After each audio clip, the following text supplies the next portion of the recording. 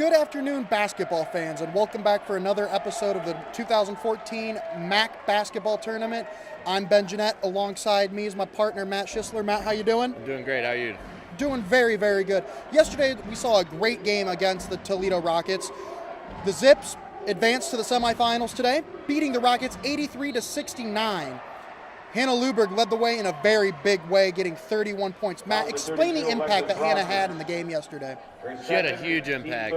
Hannah was 4 of 5 from three-point range, finishing 12 of 22 overall, finishing with 31 points. She was the leading scorer for the Zips, leading scorer for the game. She set a first-half record for the MAC tournament with 25 points in the first half. Major impact. It's pretty amazing how they won this game. Of course, behind Hannah Luberg's big game, but we've talked about the dynamic duo that the Zips have in Rachel Tecca and Hannah Luberg, and we were missing one half of that duo yesterday, and that was because Rachel Tecca played only half the game, seemed to be nursing some injuries throughout. She only played 23 minutes yesterday. That's half the game, basically. I know before the tournament started, there was a question if she would even play. So obviously with her being out, other players have had to step up.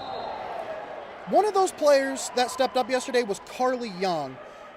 The Zips got a pretty deep team. Carly Young was able to come in and get 10 points and 10 boards. What impact did she have throughout the game? She had a huge impact. Carly hit a huge three-pointer right as Toledo was beginning to make a run at the middle of the second half. It almost iced the game for the Zips. Obviously, that double-double is huge. She played a large role in keeping the Zips moving into the tournament. Some team stats yesterday. The Zips were cleaning up the glass. They out-rebounded the Rockets last night, 45-38. The big thing about that statistic is they had 18 second-chance points to only 10 by the Rockets. That equals a formula for success. Let's move along to today's game.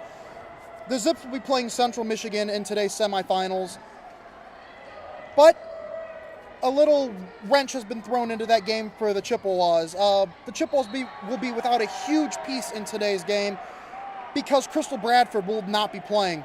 Matt, what impact does Crystal Bradford's non-presence mean on this game? That's right, Ben. With Crystal Bradford being out, that's the MAC Player of the Year, MAC Defensive Player of the Year, and first-team All-MAC player. She averages 20.3 points a game, 12.2 rebounds, leading her team in both categories, and averages 4.6 assists per game as well. That's a huge amount of numbers that aren't going to be playing today.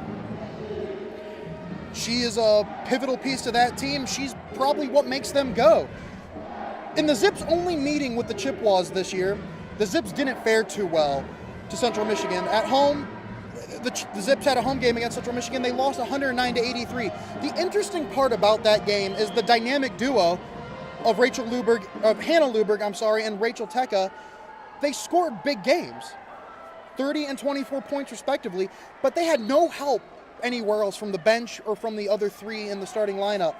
The Chippewas were a very balanced team in that game. They had 7 players in double digits. One of those players was the MAC Player of the Year and Defensive Player of the Year, Crystal Bradford.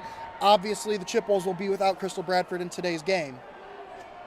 Without having a Crystal Bradford, we could see multiple versions of a Central Michigan team come out. You could see a Central Michigan team that comes out very focused, ready to play, wanting to prove to everybody that it wasn't one girl that made that team. That's right. Or they could come out as a team that's saying, why us? You know, they didn't start out too great, went on an amazing run, obviously had the Defensive Player of the Year and the Player of the Year. So they could come out maybe sluggish.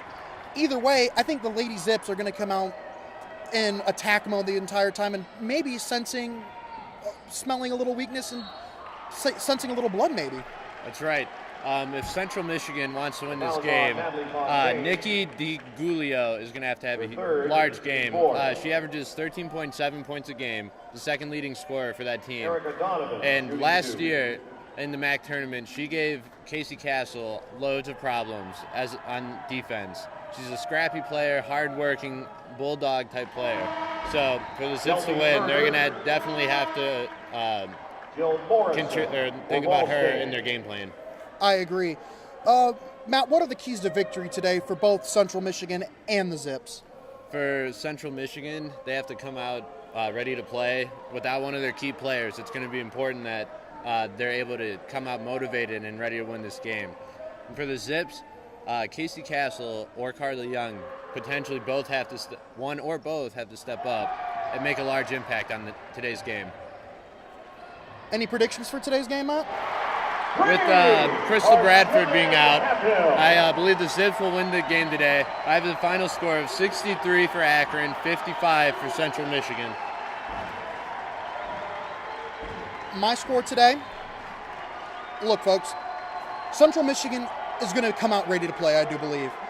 Yes, one of their best players is out. Yes, the MAC Player of the Year is out.